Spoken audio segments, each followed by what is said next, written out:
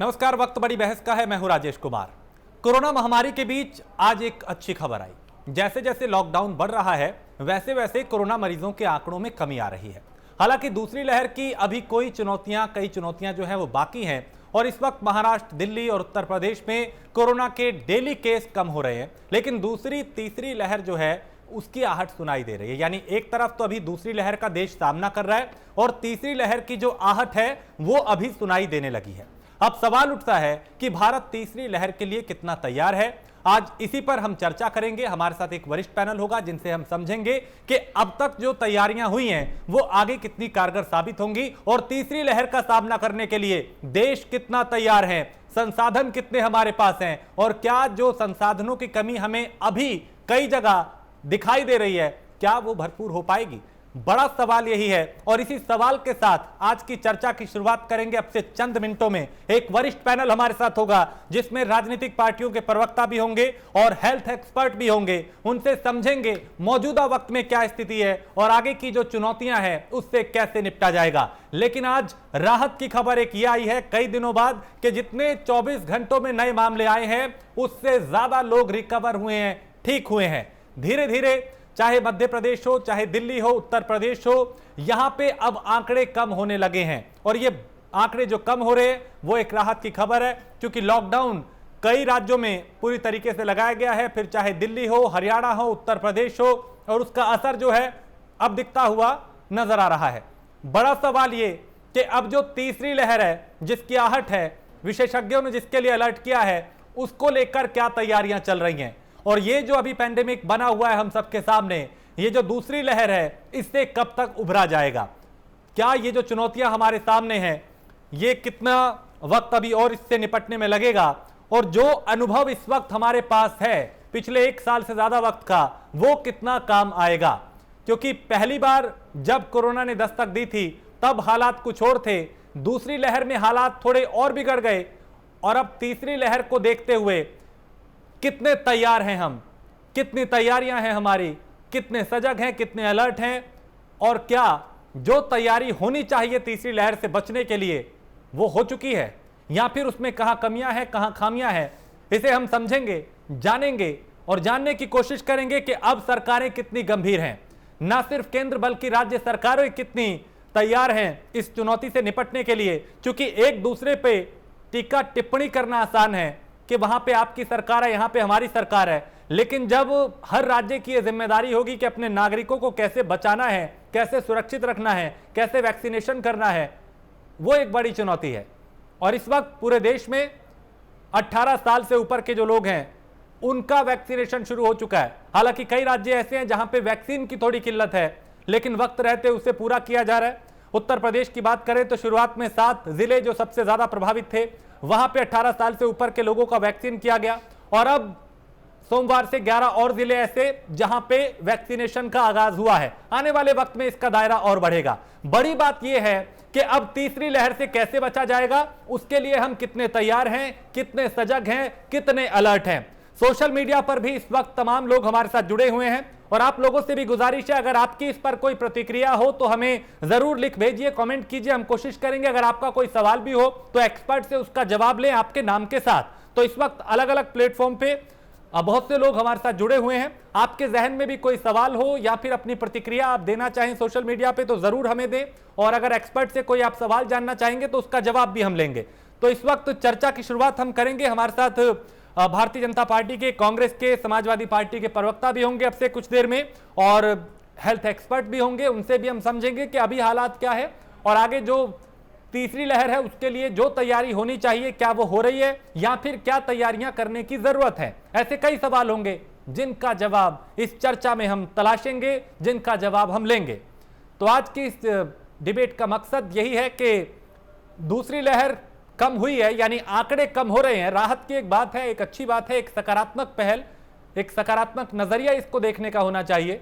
और लेकिन तीसरी लहर जो है उसके लिए अब हम कितने तैयार हैं कि जो दूसरी लहर में कई जगह सिस्टम की पोल खुली, कई जगह परतें हमारे सामने आई, कई जगह कमियां हमें दिखाई दी, कहीं ऑक्सीजन की किल्लत, कहीं पे बेड की कमी, कहीं पे अस्पताल की जो स्टाफ है उसकी कमी, पूरे देश के अलग अलग इलाकों में। लेकिन वक्त रहते धीरे धीरे उसे दुरुस्त किया गया, बेहतर किया गया। अब कोशिश ये की जा रही है कि कहीं पे ऑक्सीजन की कमी ना हो, कहीं डॉक्टर की कमी ना हो, कहीं पे अस्पतालों में बेड की कमी ना हो। हालांकि कई जगह अभी समस्या बरकरार है, लेकिन पहले के मुकाबले थोड़ी बेहतर हुई है और आगे कोशिश ये होनी चाहिए कि वो 100% हो। कोई इलाज के अभाव में किसी की जान ना जाए, ऑक्सीजन के अभाव में कोई दम ना तोड़ दे, बेड की कमी के चलते कहीं ऐसा ना हो कि किसी का दाखिला अस्पताल में ना हो पाए। ये कुछ ऐसी चुनौतियां हैं जो आज भी शासन के सामने हैं, प्रशासन के सामने हैं, अस्पतालों के सामने हैं, लोगों के सामने हैं। तो इसी को हम समझेंगे, जानेंगे कि दूसरी लहर की ये जो पीक आई थी अब वो हालांकि कम हो रही है। राहत भरी खबर है,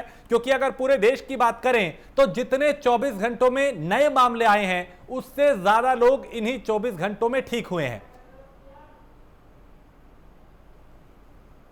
तो ये एक आंकड़े जो आ रहे हैं वो राहत देने वाले हैं और उम्मीद भी यही की जानी चाहिए कि आने वाले दिनों में भी इसकी जो गिरावट है वो इसी तरीके से जारी रहे। जो लॉकडाउन लगाया गया है वो सफल रहे, उसके परिणाम हम सबके सामने आए।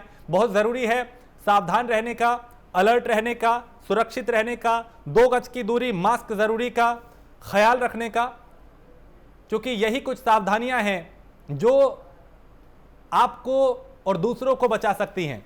क्योंकि ये एक ऐसी महामारी जो एक व्यक्ति से दूसरे में फैलती है, अगर आप उसके संपर्क में आए तो बेहद जरूरी है कि मास्क पहने। इसीलिए बार बार आपसे कहा जाता है कि घर से बाहर जब भी निकलें मास्क जरूर लगाएं।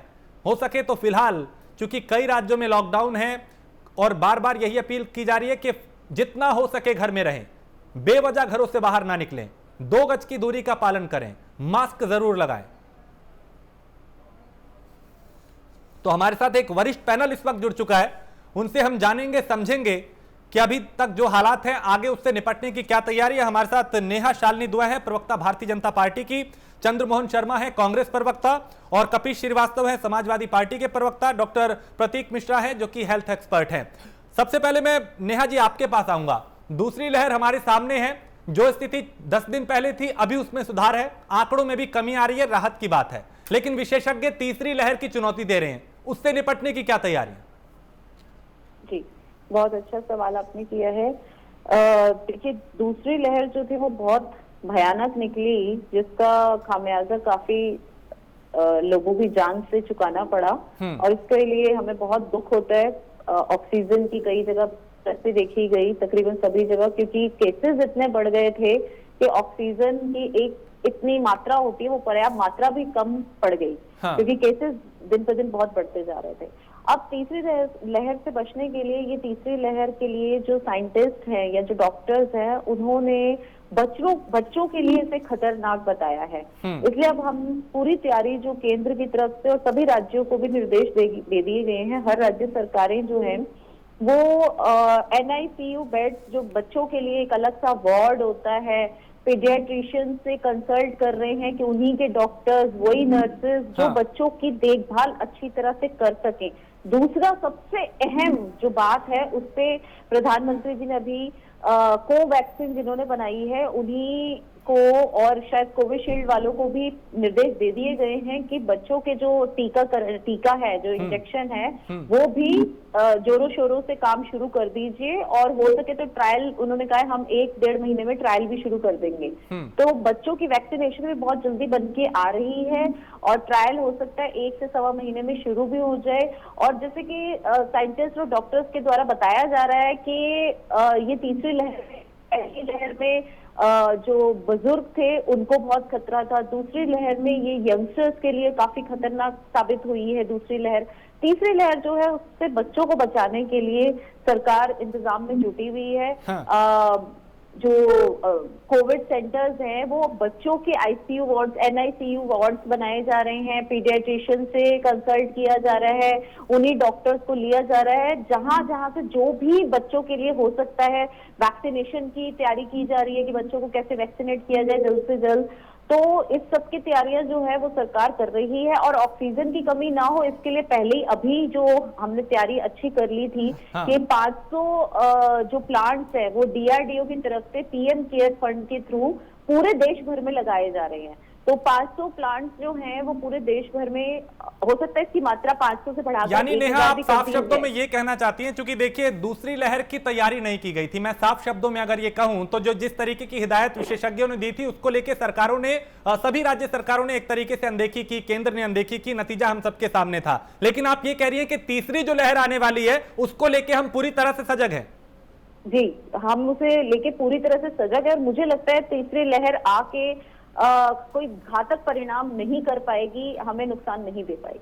ठीक है, कपीश जी आपके पास मैं आऊंगा, क्योंकि हमने देखा उत्तर प्रदेश की जो स्थिति थी 10 दिन पहले की और आज में, उसमें थोड़ा सुधार जरूर हुआ है। अच्छी बात है, आंकड़े कम हो रहे हैं और आगे भी होने चाहिए, राहत की बात है ये। लेकिन अब जो तीसरी लहर के संकेत हैं, क्या उसको लेके लगता है कि तैयारियां पुख्ता यहां पे की जा रही हैं?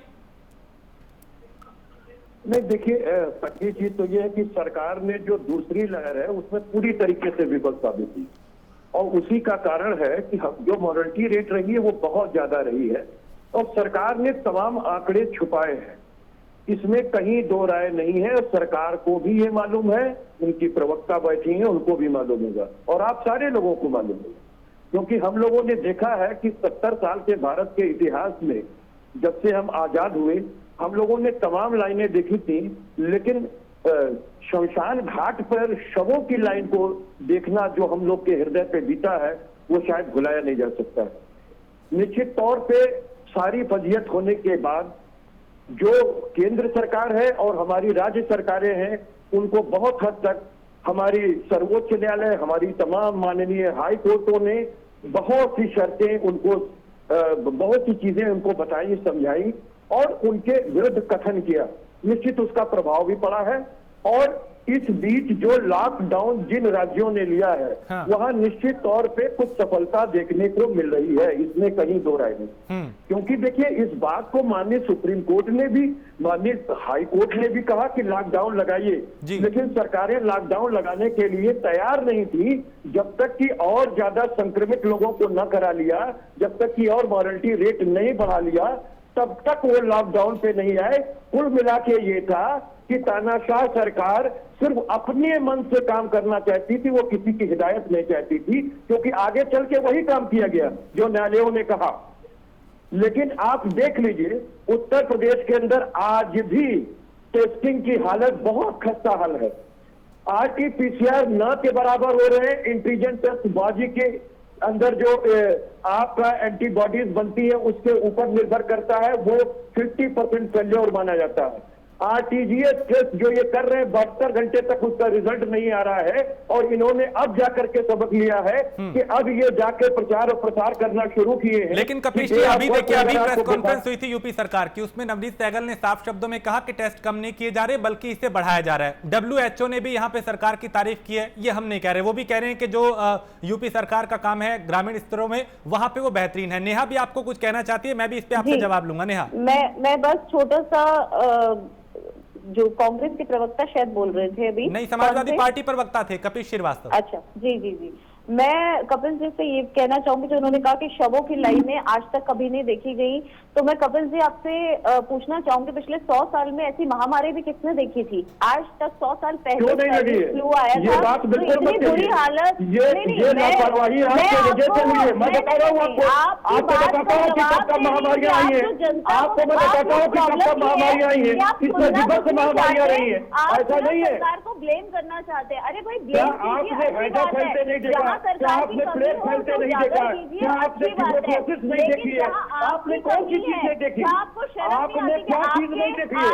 इंडिया ने हर चीज देखी है, लेकिन इतनी लापरवाह सरकार इंडिया ने नहीं देखी थी। इसमें दो राय नहीं है कि भारत में सबसे ज्यादा ये सरकार खेल रही है, जिसने पूरे देश को मौत के मुंह में ढकेल दिया और चुनाव में लगा दिया।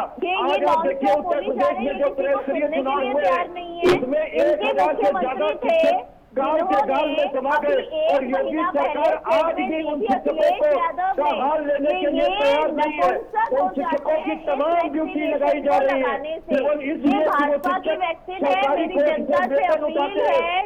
एक एक करके बोलेंगे तो आपकी बात ज्यादा बेहतर से समझ आएगी। पहली बात समझना चाहिए कि 70 साल में इतनी कमजोर सरकार भी नहीं आई थी, न इतनी कमजोर नीतियां बनी थी, न किसी सर्वोच्च न्यायालय ने, न किसी हाई कोर्ट ने बयान के गंभीर बाद टिप्पणियां की जिस थी बेचारे कि क्या लोगों इस ने देश के अंदर सरकार है कि नहीं है, होगी, क्या चाहे इस वो देश के अंदर 1000 केंद्र लोग हो, सरकार चाहे लोगों वो को मार 10,000 देना चाहती है। लोग हो, ये उन दिल्ली लोगों हाई को कोर्ट की आज टिप्पणी जो है, उनके ये सुप्रीम परिवारों को कोर्ट की अपने टिप्पणी है। परिजनों तो मैं को आपसे खोना पड़ा सामना होगा, तो वो अखिलेश नेहा यादव साहिबुल्ला को लोगों के छिपा दस पर खड़े होकर के अपनी सरकार बनानी और गिरानी है। यही जेरा फर्स्ट से पहले भी हुआ था, यही सेकंड देखिए, में आप भी इस हुआ तरीके से था, अगर यही व्यक्तिगत थर्ड होंगे, में एक भी दूसरे हुआ पे था। टीका टिप्पणी करेंगे, तो मुझे लगता है एक गंभीर मुद्दा जो है उसका वक्त जाया हो जाएगा। चंद्रमोहन जी, समाजवादी हाँ। नहीं, मैं एक सेकंड सबसे पहली चीज ये थी कि उनको करिए। ठीक है, एक एक करके नेहा, एक सेकंड, कपिल जी, नेहा को पहले बोलने दीजिए, मैं आपको वक्त दूंगा पूरा, एक सेकंड। नेहा जी, मैं अभी पूरी बातों का उत्तर नहीं दिया तब तक आप उधर चले गए। इनको इतनी मैं बहुत शर्म सीधी नहीं सी है बात कि कर यहाँ रहा पर बैठ के हूँ। ये अवैधानिक सोच के लोग हैं, इनके पास कोई नीतियां नहीं है। इनके विधायक और मंत्री कहते हैं कि गौमूत्र कूड़े से कोरोना ठीक हो जाता है। अभी देखिए बलिया के जो विधायक है सुरेंद्र सिंह, उन्होंने क्या कहा कि भारतीय जनता पार्टी इस बात की अपील करती है। ठीक, एक सेकंड, देखिए एक एक करके बोलेंगे। कपिल श्रीवास्तव, एक सेकंड में आपके पास दोबारा आऊंगा। मैं आप दोनों को फिलहाल रोकूंगा, मैं दोबारा आऊंगा। मैं नहीं चाहता कि इसमें व्यक्तिगत टीका टिप्पणी करके आप लोग इस तरीके से वक्त को जाया करें। बहुत गंभीर मुद्दा है, लोगों की जान जा रही है, हमें उन्हें बचाना है। संसाधन क्या है और क्या होने चाहिए, इस पे बात करनी है। चंद्रमोहन जी, मैं डॉक्टर साहब के पास आऊंगा, लेकिन चंद्रमोहन, मैं आपकी पहले प्रतिक्रिया चाहता हूं। दूसरी लहर में अब थोड़ा कंट्रोल दिखाई दे रहा है, तीसरी लहर के लिए जो तैयारी होनी चाहिए, क्या वो काफी है या कुछ और सुझाव होंगे आपके? देखिए राजेश जी, अगर आज के इस दौर के अंदर आज भी इस जगह पर आने के बाद सत्तारूढ़ पार्टी के जो नेता और प्रवक्ता हैं, अगर वो सत्ता में रहते हुए उनसे प्रश्न का कोई भी प्रश्न कर ले और उसके लिए वो उनको मतलब इस तरह से हैंडल करें, तो फिर इससे पता चलता है कि देश की दिशा किस तरफ जा रही है। देखिए, आपदा है, हमें भी पता है, इस आपदा के अंदर कोई भी किसी तरह की राजनीति नहीं है, लेकिन राजनीति का हस्तक्षेप कहां से शुरू होता है? ये अधिकार है, इस मुल्क के अंदर संविधान में लिखा हुआ है कि जब भी सरकार सत्ता में होगी, उस सत्ता से प्रश्न कौन करेगा? उससे प्रश्न पत्रकार करेगा या विपक्ष करेगा? तो उसके अंदर सच्चाई को सुनने से किस बात का डर? ये तो सच्चाई है कि 100 साल के बाद ये पैंडेमिक आया है और एक ऐसी महामारी आई है, लेकिन उसके साथ साथ ये भी सच्चाई है कि इस पैंडेमिक का आगमन आज से 1 साल पीछे हुआ था। जब 1 साल पीछे हुआ था, उस समय आपने अपने को लोगों को जिस कंडीशन पे लाकर ताली और थाली बजाई थी, उस इवेंट्स को बना के 1 साल का समय आपको प्राकृतिक आपदा में दिया था तैयारी करने के लिए। लेकिन आपने आज 1 साल गुजर जाने के बाद दूसरी लहर के अंदर आदमी मरने दिए, लेकिन साहिब का चेहरे के चमकने के अंदर कोई कसर नहीं छोड़ी। और अगर आपसे कोई प्रश्न कर लेता है तो आप उसको इस तरह से हैंडल करने की कोशिश करते हैं। तो आज सच्चाई है, हमें मिलकर लड़ना पड़ेगा। शालिनी नेहा दुआ जी क्या होते हैं कि जब इनको आप मीठा मीठा कहेंगी तो इनको बहुत अच्छा लगता है, कड़वा कड़वा तो इनको कहते हैं कि मैं तू कर दूं। और नेहा जी भूल जाती हैं कि जब कभी जिस जगह पर ये विपक्ष में है तो इनकी भूमिका भी इससे कहीं ज्यादा अग्रसर होती है। तो नेहा जी, आज विषय हमारा तू मैं का नहीं है, हमारा विषय है कि हम तीसरी लहर से कैसे लड़े और तीसरी लहर के लिए हम किस किस सुविधाओं पे अग्रसर होना चाहिए। तो सबसे पहले आज प्रश्न होता है कि वैक्सीनेशन पे हम कहां खड़े हैं। आज वैक्सीनेशन के ऊपर जो व्यापार हो रहा है, सरकार उसके ऊपर जो टैक्सों और जीएसटीओं की मार मार कर पैसा इकट्ठा कर रही है, जिस जीएसटी के अंदर इक्विपमेंट्स के अंदर 5,000 से 6,000 करोड़ रुपए का लगभग पैसा एक वसूली की तैयारी हो रही है। 35,000 करोड़ रुपया बजट में है जिसको वैक्सीनेशन पे खर्च करा जाना चाहिए। अमेरिका के अंदर जहां पर वैक्सीनेशन बच्चों के अंदर 15 से 16 साल तक का शुरू करा फाइजर को, और हम लोग अभी 18 से 40 तक की वैक्सीनेशन को पूरी तरह से दे नहीं पा रहे हैं। अभी कई खामियां हैं, उनको दुरुस्त करना होगा और इसमें सबसे बड़ा जो रोल है वो है वैक्सीनेशन का। चंद्रमोहन जी, दोबारा आऊंगा। एक छोटा सा वक्तव्य देना चाहिए भाई। देखिए क्या है कि जब वैक्सीनेशन बना, उसको बनाकर जल्दबाजी करी और वो जल्दबाजी के अंदर उसके ऊपर अनफेयर सिस्टम रहा। लेकिन आज गुजर जाने के बाद डॉक्टर और वैज्ञानिकों ने आके उसका फेस जमा दिया कंट्री के अंदर। आज जब फेस जम गया उस वैक्सीन के ऊपर, तो वैक्सीन की शॉर्टेज है, तो उसके प्रश्न किसके उठे जाएंगे? सरकार पे। ठीक, क्योंकि जब आज लोग वैक्सीन लगाना चाहते हैं तो आप उसको फ्री में क्यों नहीं लगवा रहे? क्यों नहीं साधन ऐसे पैदा कर रहे? नेहा आपको जवाब दे रही है, नेहा कुछ टिप्पणी कर रही है बहुत शॉर्ट में। नेहा, मुझे डॉक्टर साहब के पास भी जाना है।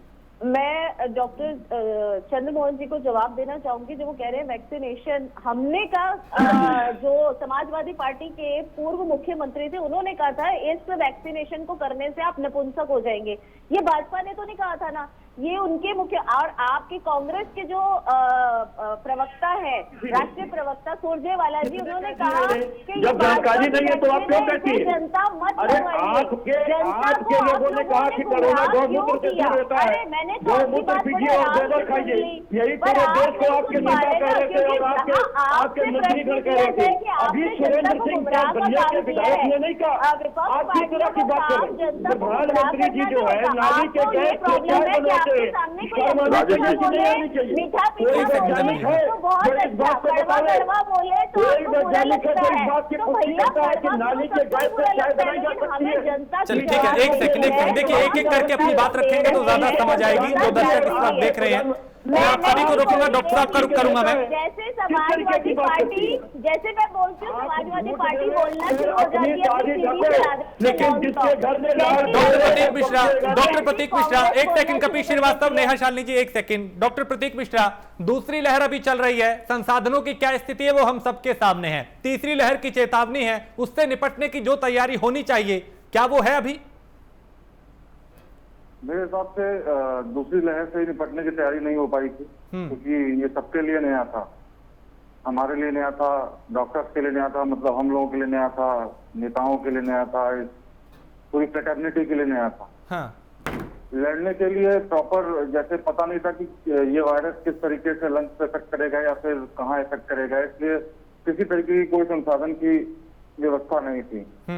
क्योंकि हमें बीच में एक साल का टाइम पीरियड मिल गया था। उस साल के टाइम पीरियड में हमें प्रॉपर तरीके से अपने हॉस्पिटल्स और इन सब की चीजों की जो जरूरत थी वो पूरी कर देनी चाहिए थी। मतलब हमें पूरे हॉस्पिटल तैयार कर लेने चाहिए थे उन एक साल के अंदर।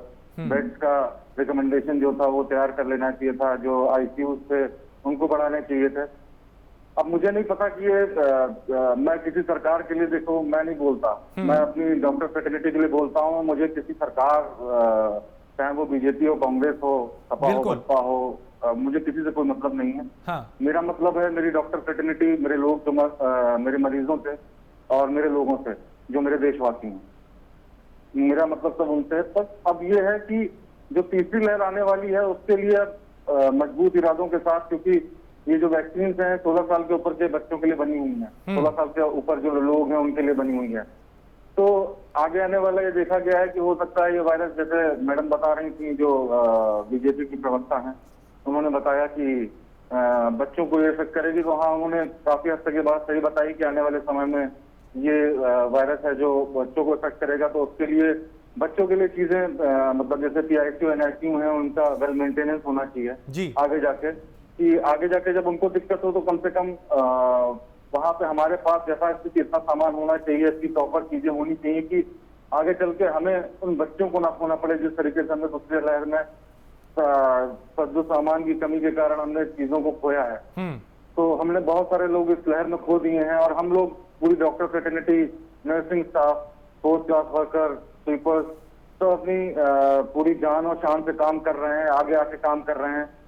तो मुझे लगता है कि आगे आने के लिए सरकार को भी बड़े कदम लेने चाहिए और सरकार के साथ मिलकर जो और भी लोग हैं, जैसे दूसरे कांग्रेस हो गए, सपा हो गए, बसपा हो गए, जितने भी प्रवक्ता हैं या फिर जो भी मंत्रीगण हैं या फिर जो भी प्रधानमंत्री हैं, मुख्यमंत्री हैं, जहां जहां के भी, सबको मिलके एक रिजल्ट पे पहुंचना चाहिए कि हमें अब आगे दूसरी लहर का जो कारनामा हुआ है, जो दूसरी लहर ने हम लोगों के साथ किया है, वो हम तीसरी लहर में ना देखें। बिल्कुल, वो तीसरी लहर में ना देखें और वक्त रहते उसके लिए पूरी तैयारी की जाए। यहाँ पे एक छोटे से ब्रेक के लिए रुकेंगे। ब्रेक के उस पर भी लगातार इस गंभीर मुद्दे पे हमारी चर्चा जारी है, क्योंकि अब दूसरी लहर का सामना देश कर रहा है, गिरावट आंकड़ों में आ रही है, लेकिन तीसरी लहर के लिए कितने हम तैयार हैं, ये एक बड़ा सवाल है। ब्रेक के लिए रुकेंगे, जल्द हाजिर होंगे। और ब्रेक के बाद आपका स्वागत है। तो दूसरी लहर कम हुई है और तीसरी लहर की कितनी तैयारी है, इस बुनियादी सवाल के साथ आज हम चर्चा कर रहे हैं। चर्चा में हमारे साथ नेहा शालिनी दुआ है, भारतीय जनता पार्टी की प्रवक्ता, चंद्रमोहन शर्मा है, कांग्रेस प्रवक्ता, कपिल श्रीवास्तव है, समाजवादी पार्टी के प्रवक्ता, और डॉक्टर प्रतीक मिश्रा है, हेल्थ एक्सपर्ट। नेहा, मैं आपका रुख करूंगा, क्योंकि ब्रेक पे जाने से पहले आरोप प्रत्यारोप का दौर खूब शुरू हुआ, लेकिन मैं बुनियादी सवालों पर रहूंगा। हम चाहते हैं कि चर्चा उसी मुद्दे पर रहे जिसकी हमने शुरुआत की है। तीसरी लहर में कहा जा रहा है कि बच्चे सबसे ज्यादा प्रभावित होंगे। ऐसे में क्या कोई विशेष तैयारी की गई है, वैक्सीनेशन तेज हो पाए उसको लेकर कोई आगे रणनीति बनाई गई है? बिल्कुल मैंने जैसे आपको पहले भी कहा कि बच्चों को वैक्सीनेशन देने के लिए प्रधानमंत्री जी ने कोवैक्सीन और कोविशील्ड जो कंपनी है उनको बोल दिया है कि बच्चों के लिए तैयारी करें और जल्द से जल्द उनकी वैक्सीनेशन तैयार हो जाए। तो क्योंकि बड़ों की वैक्सीन बन चुकी है तो काफी हद तक मतलब उन्हें पता ही है कि क्या उसमें हल्के करने हैं, कहाँ जो कुछ भी ये चेंजेस करने हैं, तो ये साइंटिस्ट जो इन लोगों को होता है वो अच्छी तरह पता होता है। तो कह रहे हैं कि बच्चों की वैक्सीन बनने में टाइम नहीं लगेगा, ट्रायल हम 1 महीने के अंदर अंदर शुरू कर देंगे। और उन्हें कहा गया जितनी जल्द से जल्द हो सके, केंद्र सरकार की तरफ से दोनों कंपनियों को कह दिया गया कि जितनी जल्द से जल्द हो सके ये आप काम शुरू कर दीजिए। क्योंकि तीसरी लहर में जैसे कि बार बार बताया जा रहा है बच्चों को खतरा है, तो हम बिल्कुल सरकार मुस्तैद है इस वक्त कि बच्चों पर ये खतरा ना मंडराए। और फैमिली वालों से भी अपील है कि जब तक ये वैक्सीनेशन बनके तैयार होती है, बच्चों के ट्रायल तैयार होते हैं, तब तक कम से कम बच्चों को बाहर ना निकालें। और अगर किसी कारणवश निकालना भी पड़ रहा है तो डबल मास्क बच्चों को लगा के पूरी अच्छी तरह उनका ध्यान रख के अपने साथ ही रखें, किसी भीड़ भाड़ वाले इलाके में ना जाएं। और 2 गज की, अब तो मैं कहूंगी 4 गज की दूरी कम से कम बच्चों के साथ तो इतनी ज्यादा से ज्यादा दूरी बना के रखें कि उनको भीड़ भाड़ वाले इलाके से दूर रखें। ठीक है। साथ ही साथ सरकार जो है ऐसे बहुत सारे आईसीयू जैसे NICU बच्चों के लिए जो वार्ड्स होते हैं वो बच्चों के लिए वार्ड तैयार कर रही है। सभी राज्यों को निर्देश दे दिए गए हैं। अब देखते हैं किसकी तैयारी ज्यादा अच्छी रहती है और किसकी तैयारी फेल होगी, ये तो तीसरी लहर आने के बाद पता चलेगा। लेकिन मुझे लग रहा है देश मिलकर इस वक्त काम कर रहा है। मुंबई में भी बहुत अच्छे से तैयारी शुरू हो गई है तीसरी लहर की। बच्चों के लिए सेंटर्स बनाए जा रहे हैं, Covid centre, health care centre, paediatrician से कंसल्ट किया जा रहा है, वो पूरी टीम तैयार की जा रही है। लेकिन मुझे पता है कि आने वाले समय में इस चीज की भी कहीं कमी ना हो जाए कि पीडियाट्रिशियन इतने ना मिल पाए, इसलिए उत्तर प्रदेश के मुख्यमंत्री ने पहले से ही जो फाइनल ईयर MBBS के स्टूडेंट्स हैं उनके साथ टाई अप कर लिया, उन्हें कोविड की ड्यूटी में लगा दिया गया है। और उन्हें इसका भत्ता भी डेली, आई थिंक डेली के कुछ जो भी पैसे वैसे भी दिए जाएंगे, डेली वेजेस भी दी जाएगी। साथ साथ ये भी कहा गया है कि उनको सरकारी नौकरी में भी, अगर वो 100 दिन पूरे कर लेते हैं तो उनको सरकारी नौकरी में भी रखा जाएगा। ठीक है, डॉक्टर प्रतीक कुछ कहना चाह रहे हैं। नेहा, आप ही की बात पे डॉक्टर प्रतीक कुछ कहना चाह रहे हैं। अच्छा जी डॉक्टर साहब, ये जो मैम ने बताया है, इन्होंने जो प्रवक्ता जी हैं उन्होंने बताया है कि फाइनल ईयर के स्टूडेंट, ये सबसे खराब चीज है। जो फाइनल ईयर के स्टूडेंट्स हैं या फिर जो फाइनल ईयर में आए हैं उन बच्चों को ये भी नहीं पता होता है। मतलब मुझे सरकार की सबसे बड़ी कमी यही लगी कि इस चीज में फाइनल ईयर के स्टूडेंट्स को डालना, क्योंकि 4th ईयर के स्टूडेंट ही डोंट नो कि कैसे चीजें मैनेज करनी है। वो अभी पढ़ाई कर रहा है या फिर जो इंटर्नशिप में अभी नया नया आया है और उसको इस काम के लिए लगा दिया गया है, उसको भत्ता दिया जा रहा है 300 रुपए, शायद 300 रुपए या 2000 रुपीज समथिंग, 2000 भी नहीं, शायद कुछ ऐसे 300 रुपीज या समथिंग रुपीज महीने का, 5 या 2000 के आसपास। हाँ, 1000 के। तो मेरे ख्याल से जिस शख्स को अभी आप जो पढ़ाई की उम्र का है उसको आप लोग एक्सपोज कर रहे हैं पहले जाके, वो वहां पे क्या कर पाएगा? somebody needs, किसी को इंटुबेशन की जरूरत, तो क्या वो फाइनल ईयर का बच्चा या इंटर्नशिप का बच्चा इंटुबेशन कर पाएगा? या फिर किसी को कोई मेडिकेशन की जरूरत है, उसको भी पता नहीं है कि किस तरीके से कौन सी मेडिकेशन अभी देनी है। जो पढ़ाई कर रहा है अपने उस उम्र में, 22, 23, 24 साल की उम्र में, 22 साल की, 20 साल की उम्र में जो पढ़ाई कर रहा है, उसको किस चीज की जानकारी होगी कि कैसे मुझे क्या करना है? ये जानकारी जब फाइनल ईयर के होने के बाद, जब इंटर्नशिप में 1 साल काम कर लेता है आदमी, उसके बाद 1 साल कहीं और जाके काम करता है, पीजी करता है। ठीक है, नेहा कुछ कह रही है, नेहा की आवाज से मतलब हाँ, मैं वही डॉक्टर साहब को यही बताना चाह रही हूँ कि जो इंटर्नशिप कर रहे हैं उनको ड्यूटी पे लगाया जा रहा है। मैंने आपसे फाइनल ईयर बोल दिया, उसका मतलब फाइनल ईयर नहीं था, इंटर्नशिप वालों को ही लगाया जा रहा है ताकि उनको बाहर भी किसी हॉस्पिटल में अपनी इंटर्नशिप पूरी करनी है। तो वो इस टाइम कोविड के टाइम पे पूरी दुनिया को, मतलब हमारे पूरे देश को उनकी जरूरत है, इसलिए उन स्टूडेंट्स को लगाया जा रहा है जो इंटर्नशिप कर रहे हैं। उनको उनकी ड्यूटीज इसलिए लगाई जा रही है ताकि इस महामारी से किस तरीके से जल्द निजात पा सके और बाकायदा उनको प्रॉपर वैक्सीनेट करके 1st और 2nd डोज लगा के हेल्थ केयर वर्कर्स को तो पहले ही सरकार ने ये पहला कदम उठाया था कि सबको दे दी है, लेकिन जो रह गए हैं उनको भी वैक्सीनेट करके ही ये कदम उठाया जाएगा। ऐसे नहीं कि उनको ऐसे जगह पे छोड़ दिया जाएगा जहां वो खुद संक्रमित हो जाएं। लेकिन सरकार पूरी इस वक्त जरूरत है, क्योंकि स्टाफ बहुत कम है, डॉक्टर्स बहुत कम है, इसलिए हमें इंटर्नशिप वाले जो स्टूडेंट्स हैं उनको भी यूज करना पड़ रहा ठीक है। है ये डॉक्टर साहब, आप इस इसी वक्त पे की प्रतिक्रिया मांग है। दें और ये भी बताएं कि अभी संसाधनों की अगर बात करें तो आपके सामने क्या क्या दिक्कतें हैं, क्या चुनौतियां हैं और क्या क्या अभी आपके सामने होना चाहिए, यह सुझाव आपके कि अभी ये करने की जरूरत है ताकि तीसरी जो पैंडेमिक हो, जो इस तरीके की लहर आएगी, उससे बचा जा सके। सारी चीजें तो मैडम बता रही है कि इंटर्नशिप, मैं मैडम को इसमें बहस नहीं कर रहा हूँ। एक्चुअली मैं बहस करने के काबिल भी नहीं हूँ, क्योंकि मैं सब चीजें नहीं कर पाता हूँ। मैं सिर्फ इतना बता रहा हूँ कि इंटर्नशिप जो नया बच्चा आता है, मैं आपसे ये नहीं कह रहा था कि वो संक्रमित होगा कि नहीं। कोई डॉक्टर इस चीज से डरता नहीं है कि वो संक्रमित होगा कि नहीं होगा। वो हम लोग अगर इसलिए काम कर रहे हैं, हम लोग 50-50 हजार की नौकरी पे या फिर इतनी नौकरी पे सिर्फ इसलिए काम नहीं कर रहे हैं कि हम लोग को डर है कि हम लोग संक्रमित होंगे कि नहीं। हम लोगों को इस चीज का डर अगर होता तो शायद हम लोग पहले के बैक फुट पे चले गए होते, सारे अस्पताल आज खाली होते। तो संक्रमित होने का डर नहीं है। डर, मैं ये चीज बता रहा हूँ कि जो बच्चा अभी इंटर्नशिप में आया है उसको किस चीज की जानकारी होगी। वो फाइनल ईयर की पढ़ाई करके आया है, उसने कहीं काम नहीं किया है। आप उसको वहां पे लगा देंगे, संक्रमित होना इज डिफरेंट थिंग। वो भी एक बात है, आपकी सही बात है, और उसमें भी उसकी एज कितनी है अभी वो भी डिपेंड करता है। दूसरी चीज है कि उस बच्चे को अभी कितना काम आता है कि इंटर्नशिप की शुरुआत में या तो किसी को ड्यूटी पे एकदम से क्लिनिकल फेज पे लगा दे जाके, एक डॉक्टर बना नहीं उसको आप क्लिनिक पे बैठा दें, वो कितनी भीड़ को, कितनी चीज को तह पाएगा एक साथ। मेरा कहने का मतलब ये था। और दूसरी चीज है, मैं आप आराम से बोल लीजिएगा, मैं आपको पूरा टाइम दूंगा बोलने का, मुझे 5 मिनट दे दीजिए बोलने के लिए, क्योंकि मुझे मेरा भी बहुत कीमती समय है मैडम। दूसरी चीज ये है कि जो इस समय हमारे वहाँ कमियां क्या क्या हैं, जैसे आईसीयू की कमी है, इंटुबेशन मशीन की कमी है, पीआईसीयू की कमी है, एनआईसीयू की कमी है, बाईपैप की कमी है। आप किसी हॉस्पिटल चले जाइए, किसी चाहे प्राइवेट हॉस्पिटल चले जाइए चाहे गवर्नमेंट हॉस्पिटल चले जाइए, आपको पता चलेगा कि आधे बाईपैप काम कर रहे हैं, आधे इंटुबेशन मशीन काम कर रही है, कहीं ऑक्सीजन पोर्ट काम नहीं कर रहा है, कहीं ऑक्सीजन ही नहीं सप्लाई। हमने कितना ऑक्सीजन की आपदा देखी है। ऑक्सीजन की आपदा ऐसी देखनी पड़ गई कि ऐसा लग रहा था कि पूरे भारत में ऑक्सीजन खत्म हो गया है। आदमी ऑक्सीजन के लिए दौड़ रहा है, सिलेंडर को ब्लैक में खरीद रहा है। चीजें इतनी खराब हो गई हैं कि वो जो जंबो सिलेंडर कभी 10,000, 5,000, 10,000, 15,000 के आते थे, 10,000 के आते थे, वो आज 50-50 1 लाख रुपए के लोग ब्लैक में खरीद रहे हैं। आज ये हालत आ गई है। रेमडेसिविर एंटीवायरल ड्रग जो हमें चाहिए थी, लोगों के वहां पे कमी मिली। एंटीवायरल वायरल लोड कम करने के लिए हमें जो चीज चाहिए, फ्लू टैबलेट, वो कमी मिली। यहाँ तो यहाँ कई शहरों में देखा गया कि जो डोलो 650 थी, जो नॉर्मल पीसीएम थी, उसकी कमी मिलने लगी। तो मैं सरकार से या जो भी है, मतलब सब लोगों से मिलकर मैं यही चाहता हूँ कि अपनी प्रतिक्रिया करें, इस पे आगे कोई कदम लें। कि दूसरी चीज है कि जैसे बेड, अब बेड देखा गया कि हर हॉस्पिटल में कहीं से भी फोन आ रहा है, कोई मरीज जाना चाह रहा है तो हॉस्पिटल में बेड की कमी है। मरीज स्टेशन पे दम तोड़े दे रहा है, कोई मरीज रास्ते में ट्रैवलिंग के थ्रू दम तोड़े दे रहा है, ट्रांसपोर्ट हो रहा है कहीं से कहीं। अब जिनके पास पैसा है वो एयरलिफ्ट कर सकते हैं, पर जिनके पास नहीं पैसा है वो क्या करेंगे? जो गरीब तबके का आदमी है, जो एक झोपड़ी में रहता है, जो अफोर्ड नहीं कर सकता, वो क्या करेगा? वो राम मनोहर लोहिया लखनऊ में केजीएमसी और जितने भी पीजीआई, जितने भी गवर्नमेंट सेटअप है, उन्हीं के चक्कर लगाएगा।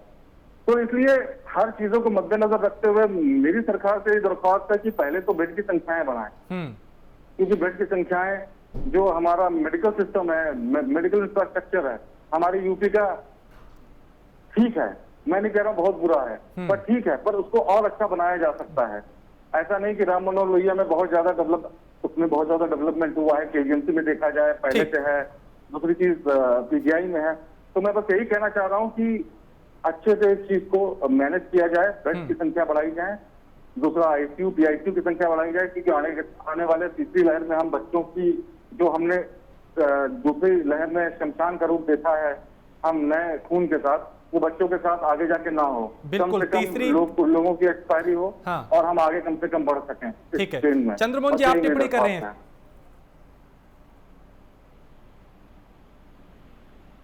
हेल्थ एक्सपर्ट डॉक्टर प्रतीक है, उनको सैल्यूट देता हूं, उनके जज्बे को, कि जहां वो हम 3 पॉलिटिक्स मैन के अंदर बैठे हुए हैं और हम लोग सिर्फ वाक और अपनी बातों का पक्ष रखने से हट रहे हैं और रख रहे हैं, लेकिन डॉक्टर साहब ने वो पक्ष रखे जो आज इस पैंडेमिक के अंदर जरूरत है। शायद उन्हीं चीजों को हमें रखना चाहिए। और जो नेहा जी हैं, वो जो बात कर रही है उसकी उन्होंने विषय पे, जिन भी विषय पे बात हुई उस पर उन्होंने जवाब नहीं दिया। वो अभी तक उस इलेक्शन मोड से बाहर नहीं निकली हैं। जो इलेक्शन मोड भाजपा इलेक्शन के मोड में रहती है कि इलेक्शन खत्म तो पेट्रोल और डीजल की लूट शुरू, अब इलेक्शन खत्म तो सिर्फ एक प्रोपेगेंडा चलता रहे किसी बात का। अब विषय क्या है कि जब पैंडेमिक नेहा जी एक बात सुनिए करिए, नेहा जी आपकी प्रॉब्लम क्या है कि आप सुनती नहीं है। मैं डिबेट आपकी बड़े आराम से सुनता हूँ, आप सुनते नहीं है। एक आपको आप मेरे को बोलने दीजिए, मेरे बोलने के बाद काउंटर करिए आप। नहीं आप बताइए ना कि मुझसे पूछा गया क्या क्या तैयारी है, तो मैंने उसी का ही जवाब दिया है। और कौन सी मैंने बात की है जो आप कह रहे हैं कि चलो आप पहले आप बोल लीजिए फिर मैं बोलता हूँ। तो तैयारी आप बोल लीजिए ना कि हमने क्या क्या तैयारी की। जो क्वेश्चन मुझसे पूछा गया मैंने बताया कि हम क्या क्या तैयारी कर रहे हैं। अब बात ये है कि अगर एक हफ्ता पहले राहुल गांधी जी ये कहते हैं कि देश में लॉकडाउन होना चाहिए, इस बात से आप भी इनकार नहीं कर सकते। एक हफ्ता पहले राहुल गांधी जी कहते हैं देश में लॉकडाउन होना चाहिए। प्रधानमंत्री जी ने सब राज्यों के मुख्यमंत्रियों को कहा आपके हाथ में, आप अपने राज्य में लॉकडाउन कर सकते हैं। एक हफ्ते बाद राहुल गांधी जी का ट्वीट आता है देश को संपूर्ण लॉकडाउन की तरफ प्रधानमंत्री जी लेके धकेल रहे हैं। मेरे को समझ नहीं आता कि कांग्रेस पार्टी इतनी कंफ्यूज क्यों रहती है। वो चाहती है लॉकडाउन, अभी कंफ्यूजन दूर करेंगे। चंद्रमोहन शर्मा आप बताइए। हाँ, अब उनको जवाब ले लेते हैं मैडम। राजेश जब इनको बोलेगा जरा सुनने का मादा रखिएगा, क्योंकि बीच में बोलेंगे नहीं। मैं अगर और कुछ बोलना चाहते तो मैं सुन लेता हूँ अभी। हाँ आप बोले। नहीं बताइए, जवाब दीजिए। देखिए ऐसा है, सबसे पहले तो आप इस वक्तव्य से बाहर निकलिए कि आपसे आज देश की सत्ता 2 टर्म आपके पास है, और 2 टर्म वो टर्म है जिसके अंदर फुल मेजोरिटी में है, तो जिम्मेवारी आपकी है।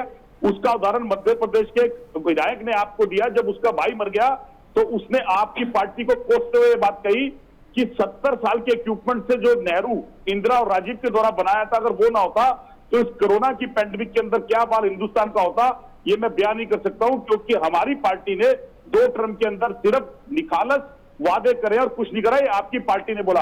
और एक यूपी की प्रवक्ता की मैं बात बता दूं जो भावुक होकर रो पड़ी और कोसती रही, आपकी पार्टी को कहती रही कि सिर्फ वादे करे और जुमले दिए और देश को कुछ नहीं दिया आपने।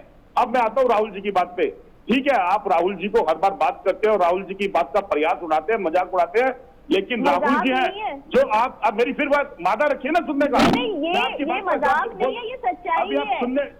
अभी सुनने मेरी बात के बाद सुनाइए। देखिए चंद्रमोहन शर्मा बोल रहा है, ये कोई और आदमी नहीं बोल रहा। बोल रहा हूं तो बात सुनिए, मेरी बात पर जवाब दीजिए। हाँ तो बोलिए ना।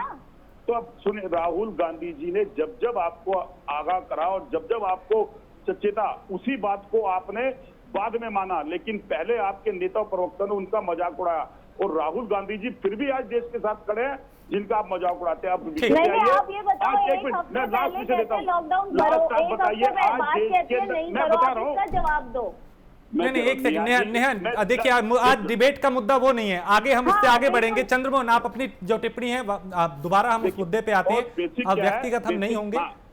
बेसिक मुद्दे पे बात ये आई कि आज देश हम सब की तरफ देख रहा है।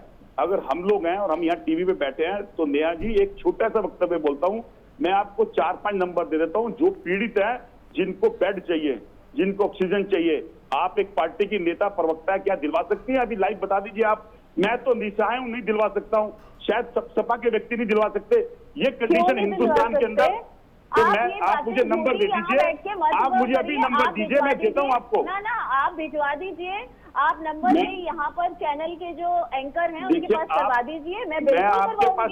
और क्यों मैं अभी आधे घंटे में दूंगा आपको मदद, आप उनकी मदद करा दीजिए, लेकिन निखालस बात मत करना।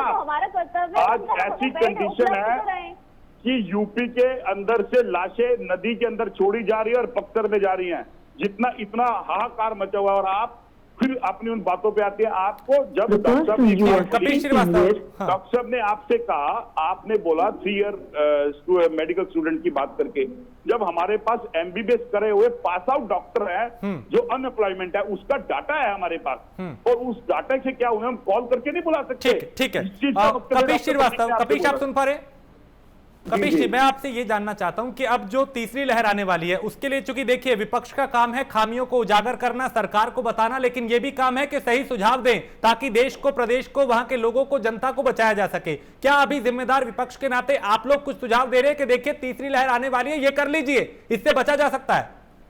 देखिए इसमें कहीं दो राय नहीं है कि विपक्ष ये चाहता है सरकार अपने साथ हम लोगों को शामिल करे, हम लोगों की राय शुमारी करे। हाँ।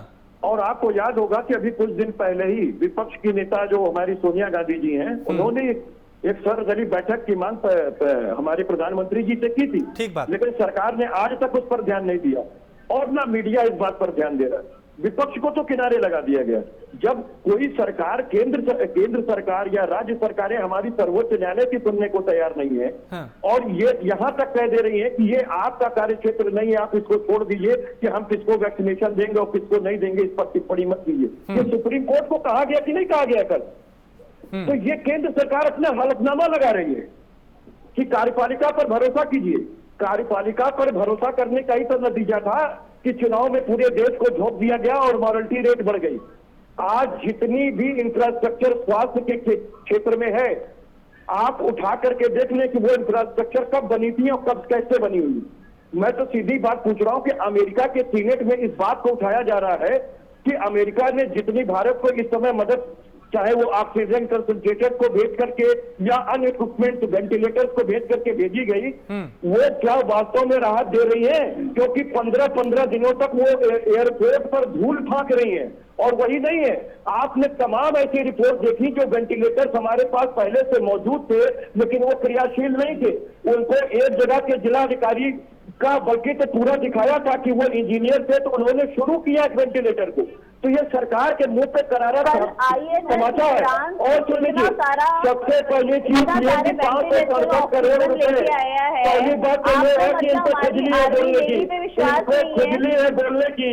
ये जहाँ कोई सरकार के खिलाफ आप कोई जमीन जीत कीजिएगा तो इनकी खुजली शुरू हो जाती है। इनको खुजलाना जो है बहुत अच्छा लगता है। ये देश की जनता की जान के साथ खुजला रही है। और ये देखिए डॉक्टर साहब कुछ इंपॉर्टेंट बात करना चाहते हैं, आप व्यक्तिगत होकर एक दूसरे पे टीका टिप्पणी करके वक्त जाया कर रहे हैं। डॉक्टर साहब हमारे साथ हैं जो कि हेल्थ एक्सपर्ट हैं और उनकी राय, उनकी बात सुनना सबसे महत्वपूर्ण है इस पैनल में। डॉक्टर प्रतीक मिश्रा, एक सेकंड, कपिल श्रीवास्तव। डॉक्टर प्रतीक मिश्रा। जी जी जी, मैं ये कह रहा हूँ कि ये सब चीजें जो ये लड़ाई झगड़ा आपस में हो रहा है, ये आपस में टीका टिप्पणियां हो रही हैं, इससे कोई फायदा नहीं होगा। हाँ। जो सर भी हैं, जो मैडम हैं, मैं उनसे दरख्वास्त करूंगा आप लोग साथ मिल जाइए। सारी जितनी कम्युनिटी है, जितनी ये जो भी हैं पार्टीज हैं, सब साथ मिल जाएं, सब साथ मिलकर काम करें। मैं बीजेपी की भी गलती नहीं दे रहा हूँ, मैं सपा की भी गलती नहीं दे रहा हूँ, हर आदमी अपनी तरफ से टैकल कर रहा। पर मैं चाहता हूँ कि कम से कम साथ मिलके, लड़ाई झगड़ा ना करके, साथ मिलके, टाइम को वेस्ट ना करके, अब आगे का फ्यूचर का सोचे कि आने वाले समय में क्या होने वाला है। और जिस तरीके से केसेस हमने कम कर लिए हैं, थोड़े थोड़े धीरे धीरे करके केसेस पे गिरावट आ रही है जी। पहले से जितने केसेस आ रहे थे उसके कंपेयर में देखा जाए तो केसेस पे गिरावट आ रही है। इस लॉकडाउन में काफी हद तक मतलब कुछ राहत दी है केसेस के मामले में। तो मैं चाहता हूं कि सब लोग साथ में बैठ के कम से कम एक डिसीजन पे पहुंचे। उस तरीके से किसी पैनल पे आप लोग मतलब बहसबाजी करना ठीक है, बट उस चीज का, जिस चीज पे मुद्दा चल रहा है ना, बात कोविड की चल रही है, तो हमें कोविड की ही बात करनी चाहिए इसमें, किसी और चीज को छोड़ के।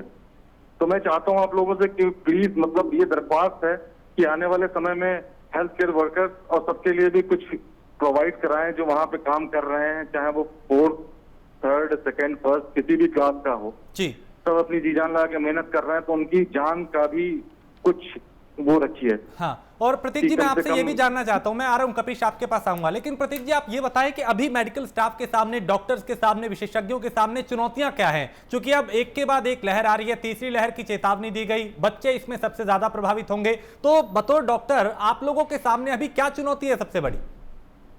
देखिए, ये सोच लिया गया, ये एक दिया गया है कि बच्चे ज्यादा इफेक्ट होंगे। हाँ। सेकंड, जब दूसरी लहर आई थी तो हमने क्या सोचा था कि लंग्स ज्यादा इफेक्ट होंगे? नहीं सोचा था हमने। पहली लहर में हमने कभी नहीं सोचा था कि लंग्स इतने ज्यादा इफेक्ट होंगे कि इतने लोगों की मौतें हो जाएंगी। तो ये हमने सोच लिया कि बच्चे ज्यादा इफेक्ट होंगे, और कुछ और भी हो सकता है, बच्चे ज्यादा इफेक्ट होंगे या फिर हो सकता है बच्चे भी होंगे, बड़ों के भी लंग्स पे कुछ ज्यादा सीवियर तरीके से, क्योंकि ये वायरस म्यूटेट कर रहा है जी, दिस वायरस इज म्यूटेटिंग।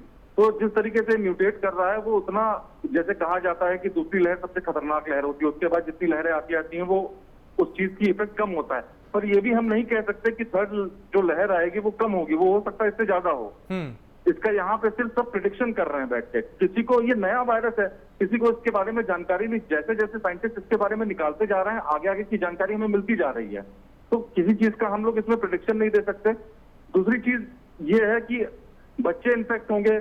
अभी हम लोगों को क्या प्रॉब्लम जैसे सहनी पड़ रही है या फिर देखनी पड़ रही है कि जैसे ऑक्सीजन की कमी थी, हाँ अब किसी हॉस्पिटल में ऑक्सीजन नहीं पहुंच पा रहा है, पेशेंट, तीमारदार सब हम लोगों पे चढ़ा जा रहा है कि नहीं डॉक्टर साहब ने ऑक्सीजन बंद कर दी। जब ऑक्सीजन है ही नहीं, जी, जब ऑक्सीजन हम लोगों के पास है ही नहीं, ऊपर से भी हर जगह से वो है कि पेशेंट आए जा रहे हैं। हम किसी पेशेंट को जिस सीवीआरटी पे सबसे ज्यादा जरूरत होगी उसको वहां पे ऑक्सीजन दिया जाएगा। अगर कोई पेशेंट 90% सैचुरेशन पे मेंटेन कर रहा है तो हम उसको इतनी आवश्यकता नहीं है जो पेशेंट 75% सैचुरेशन पे आ रहा है या फिर 55% सैचुरेशन पे आ रहा है। हाँ। बाईपैस की जरूरत उसको है जो 70% सैचुरेशन पे आ रहा है। तो मेरे ख्याल से सरकार को कम से कम ये करना चाहिए, मेरी दरख्वास्त है उनसे मेरा मतलब हाथ जोड़ के निवेदन है कि कम से कम इतना कर सकें कि आगे चल के बेड्स प्रॉपर जितने ज्यादा व्यवस्था कर सकें, व्यवस्थित कर सकें। ऑक्सीजन की पूरी सप्लाई होनी चाहिए उस समय, अच्छी तरीके से अपने प्लांट्स लगवा सकें हमारे देशों में, राज्यों में, कि कम से कम अब आने वाले समय में इस चीज की कमी ना हो। समय में देखा जाए तो ऑक्सीजन की कमी ना हो। दूसरा आईसीयू, पीआईसीयू, एनआईसीयू, जो अगर माना गया है कि ये चीज बच्चों को इफेक्ट करेगी, हाँ। तो एनआईसीयू, पीआईसीयू इस पे काम किया जाए। जितने ज्यादा से ज्यादा एनआईसीयू, पीआईसीयू हम लोग बना सकें अपने फ्यूचर में, उसकी व्यवस्था करें, आगे बढ़ चढ़ के आगे आए और ज्यादा से ज्यादा जो मेडिकल फ्रेटर्निटी है, ज्यादा से ज्यादा जो पढ़े लिखे जो मतलब डॉक्टर एमबीबीएस बन चुके हैं या फिर जो एमडी हैं, उन डॉक्टरों को इनमें वो दिया जाए। ठीक है।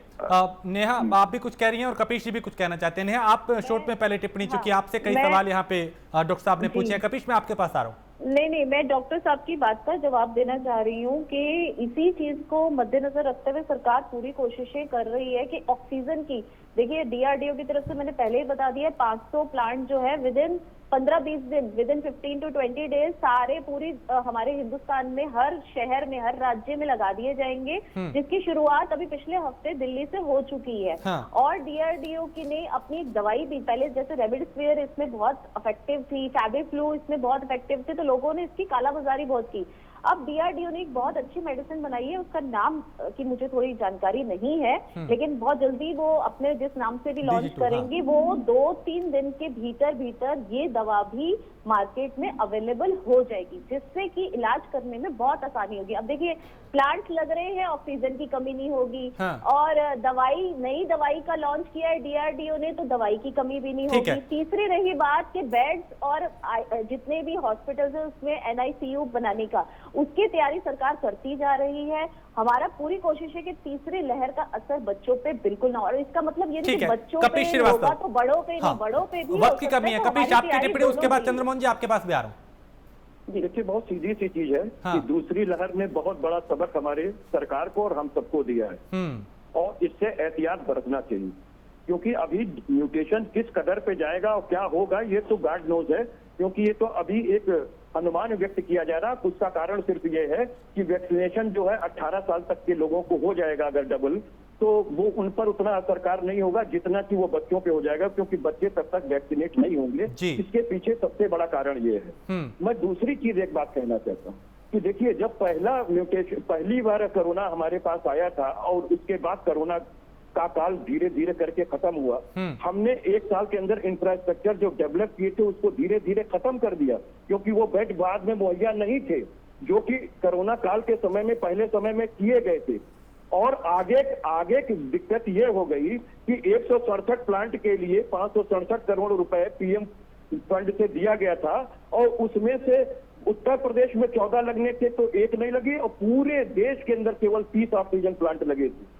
तो मैं ये कहना चाहता हूं कि कम से कम अब से सचेत होने की जरूरत है। बिल्कुल। और अगर कोरोना कम भी हो जाता है, भी हो जाता है, लगता है कि समाप्त प्राय हो गया, फिर भी हमको बेड नहीं घटाने चाहिए। बिल्कुल, उसमें लापरवाही नहीं होनी चाहिए। चंद्रमोहन जी, आपकी आखिरी टिप्पणी, वक्त की कमी है। चंद्रमोहन, पूरी व्यवस्था करनी चाहिए, और एनआईसीयू की व्यवस्था 1% भी नहीं है इस समय देश के अंदर। चंद्रमोहन शर्मा।